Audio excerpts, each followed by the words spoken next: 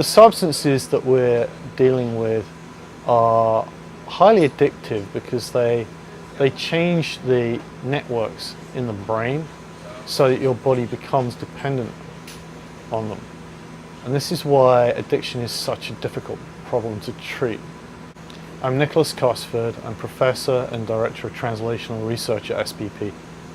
Our goal is to develop a new therapy to treat smoking, methamphetamine addiction, cocaine addiction, and heroin addiction. There are three problems that substance abusers face. The first is craving for the drug. The second is, once they stop taking the drug, the withdrawal symptoms.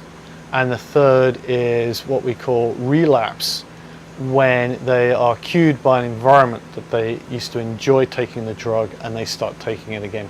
We believe our medicine will treat all three components of this problem. One of the key neurotransmitters is called glutamate, and so our new medicines modulate glutamate in the brain in key areas which are known to be involved with addiction. We're at the phase of identifying a lead compound which would then be pushed further along the path to ready it for the clinic.